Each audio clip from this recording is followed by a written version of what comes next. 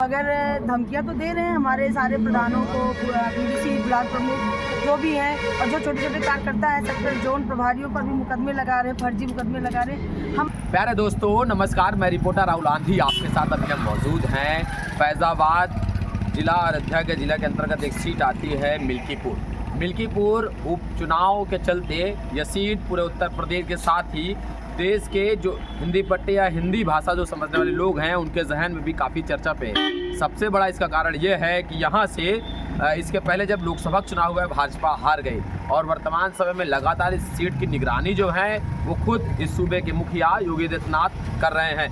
उनका भी एक मकसद ये है कि जो 2019 में जो हमारी बेइज्जती हुई है वो किसी भी प्रकार से हम इस बाई इलेक्शन को जीत कर हासिल कर लें और कुछ खोई हुई इज्जत को वापस लाने का जुगत पे लगे हुए हैं। उधर समाजवादी पार्टी के जो अवधेश प्रसाद जी हैं लगातार उनकी भी आप बातचीत सुनी रहे होंगे। अलग अलग मीडिया कर्मियों से बातचीत दरमियान वो कुछ ना कुछ कहते रहते हैं कि हम इसको जीत के दिखाएंगे। और हमारे साथ बातचीत करने के लिए यहीं से कुछ महिला जुड़ी। क्या नाम हुआ मैडम आपका? मेरा नाम सरोज यादव। तो सरोज यादव जी हैं।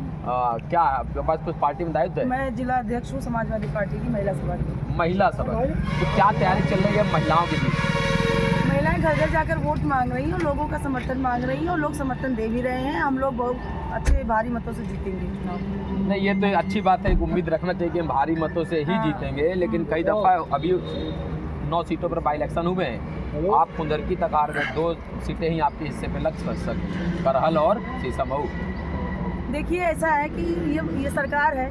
अब सरकार तो कहते हैं कि बुलडोजर वाली सरकार है। अब अगर धमकियां तो दे रहे हैं हमारे सारे प्रधानों को, बीडीसी ब्लॉक प्रमुख जो भी हैं, और जो छोटे छोटे कार्यकर्ता हैं सेक्टर जोन प्रभारियों पर भी मुकदमे लगा रहे हैं, फर्जी मुकदमे लगा रहे हैं। हम आप ये कहना चाह रहे हैं माननीय मुख्यमंत्री जी से और प्रधानमंत्री जी से कि अगर आपने वास्तव में काम किया है ज़मीन पर तो आपको इतना परेशान होने की ज़रूरत नहीं है। आप अगर काम किए तो जनता आपको वोट करेगी, लेकिन ना इतना आपको आने की ज़रूरत है, ना इतनी आपको यहाँ मिनिस्ट्री झोंकने की ज़रूरत है। आपने शासन प्रशासन पूरी मिनिस्ट्री मतलब XYZ सब यहाँ झोंक दिया है। इसका मतलब आप डरे हुए हैं, दहशत में हैं। आपको पता है मैं चुनाव हार रहा हूँ, नहीं तो इतना ज़्यादा वो यहाँ पर अपनी ताकत का इस्तेमाल नहीं करते। बताइए, सूबे का मुख्यमंत्री जिसके पास इतनी जिम्मेदारियाँ होती हैं वो यहाँ 8-8, 9-9, 10-10 बार आ रहा है, मिल्कीपुर छोटी सी विधानसभा में आ रहा है। ये सोचने की बात है। आप पत्रकार हो, आप भी सोचो कि क्यों हम पहले ही इस बात को कह रहे हैं कि उनके लिए प्रतिष्ठा का सवाल बना हुआ है। अखिलेश यादव का PDA का जादू चलेगा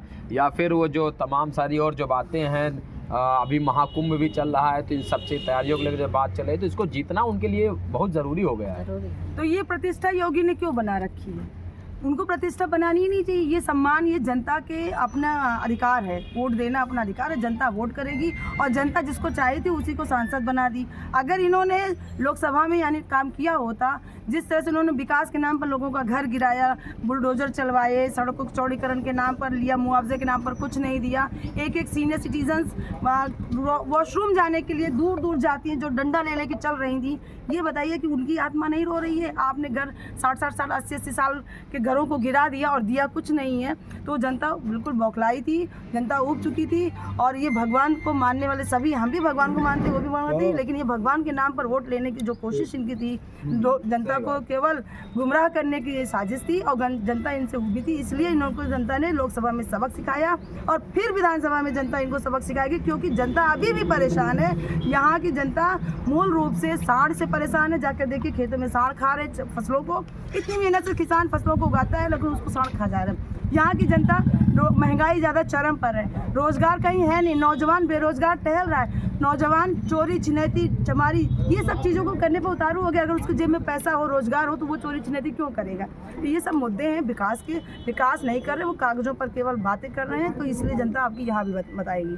चलिए देखते हैं, 5 तारीख को वोटिंग होगा और 8 को रिजल्ट आएगा, तो देखते हैं क्या होता है। लेकिन हालांकि इस सीट पर पूरे प्रदेश के साथ ही अलग अलग जगहों के लोगों की नजरें बनी हुई है। देखिए, PDA कल भी PDA जीता था, आज भी PDA जीतागा। अगर मैं आपको बता दूं आकलन के हिसाब से, PDA आकलन के हिसाब से, तो आज की डेट में भी हम लोग चुनाव जीते हुए हैं, उसमें कुछ भी नहीं है। क्योंकि 65,000 या तो 65,000 जो SC है जो प्रत्याशी है और 60-70 हज़ार हमारे अदर SC में है। तो हम लोग तो वैसे ही 1,20,000 वोटर हमारे स्वयं PDA के हैं। बाकी हमारा सर्व समाज वोटर है, सब समाज वोट करेगा। माननीय अवधेश प्रसाद को सारे समाज का वोट मिलेगा।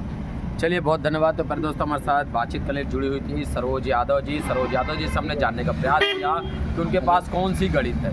और अब महिलाओं के बीच में जब आप पहुंच रही हैं तो महिलाएं आपको अपनी बात समझा पा रही हैं या फिर जिस प्रकार से 2022 में चूक हुई दोबारा चूक तो नहीं होगी। वीडियो जर्नलिस्ट लव कुश यादव के साथ मैं राहुल, आंधी एक्सप्रेस। धन्यवाद।